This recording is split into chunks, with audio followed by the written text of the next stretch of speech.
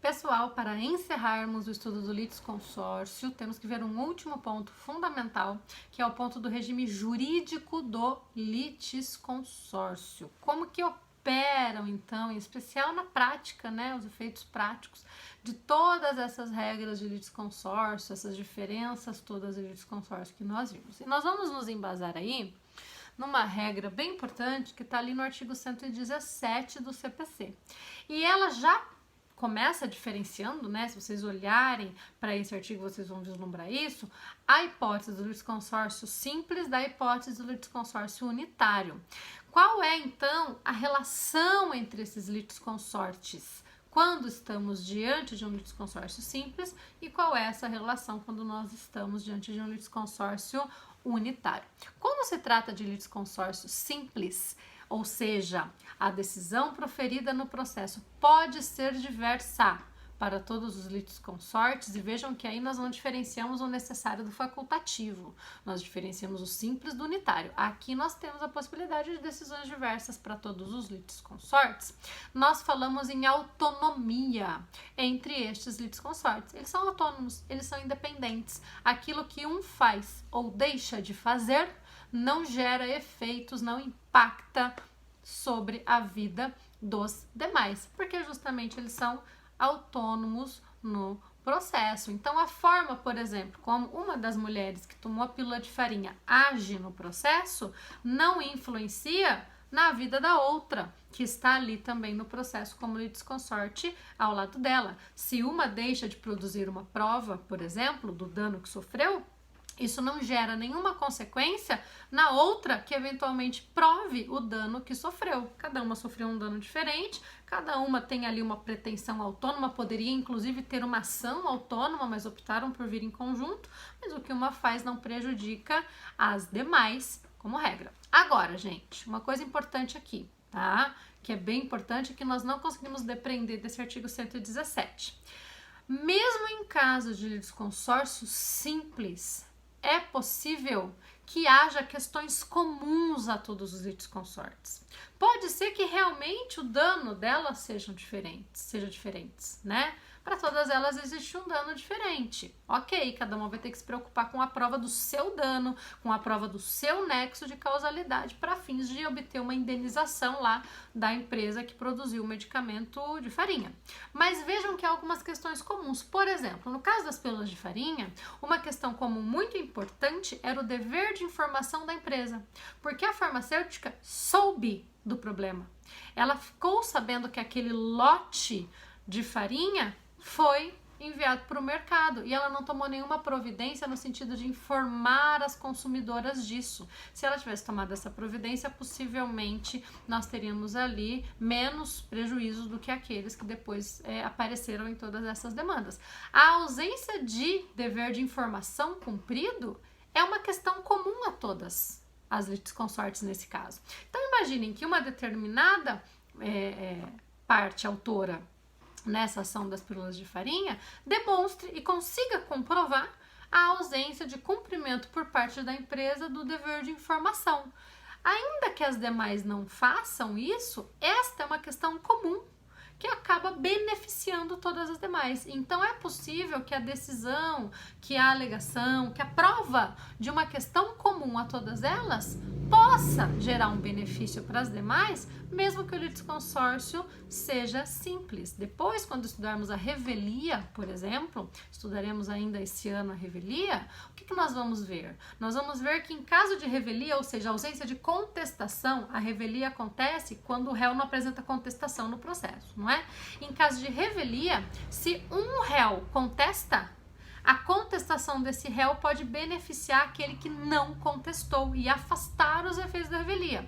Mas isso só vai ocorrer se houver um fato comum que eu tenha tratado na minha contestação e que possa ajudar o meu amiguinho que não veio lá para o processo e que não apresentou a contestação. Tudo bem? Mesmo em caso de litisconsórcio simples eu posso ter esse benefício, né? Porque o fato é comum. Então vejam isso e tomem esse cuidado, porque lá no 117 isso não aparece, tá? Mesmo em casos de litisconsórcio simples, é possível que, havendo uma questão comum, uma atitude comum que possa beneficiar todos, acabem por gerar esse benefício. Claro que nós vamos olhar para isso no caso concreto, mas essa possibilidade existe, ok?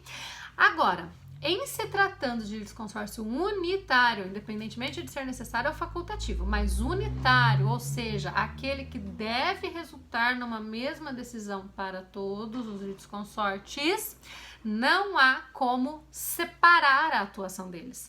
Eles são vistos como uma unidade no processo.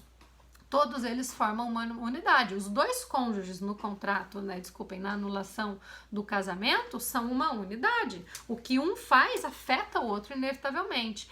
Porém, existe aí uma ressalva. O que um faz só pode beneficiar o outro, não pode prejudicar o outro. Para qualquer caso de prejuízo, por exemplo, no caso de uma confissão de um fato que possa gerar prejuízo a ambos, ambos deveriam confessar. A confissão de um não pode prejudicar o outro. Tudo bem? Agora, um ato que vem em benefício de um, necessariamente vai beneficiar o outro, porque ali nós temos sim um fato comum. Então vejam que o melhor critério que esse 117 deveria ter estabelecido para isso é justamente a existência de um fato único, um fato comum que toque a todos os litisconsortes, seja em caso de litisconsórcio simples, seja em caso de litisconsórcio unitário. Havendo esse fato comum, poderá haver benefício, jamais prejuízo. É o que vai nos dizer o texto do 117, ok? Temos algumas outras questões importantes, né? O recurso, por exemplo, interposto por um litisconsorte, pode aproveitar a todos os demais. Então, havendo litisconsórcio, havendo uma decisão desfavorável, se só um recorre, esse recurso pode aproveitar todos os demais, salvo se houver oposição de interesses entre eles aí, ou claro, se aquele fato impugnado ou trazido naquele recurso não disser respeito a nenhum fato comum, a nenhuma questão comum, também nós teremos aí essa impossibilidade de aproveitamento do recurso. Essa é uma regra específica dos recursos que vai aparecer lá no artigo 1005 do CPC. No ano que vem, ao estudarem recursos, vocês retomarão isso também. Com relação ao andamento do processo, qualquer litisconsorte pode promover o andamento do processo sozinho, ele não depende dos demais para isso, ele pode dar andamento ao feito e os demais vão ser intimados de todos os atos praticados no processo. Também temos uma regra interessante com relação ao prazo. Quando nós tivermos processo físico, isso não vale para processo eletrônico, para autos eletrônicos.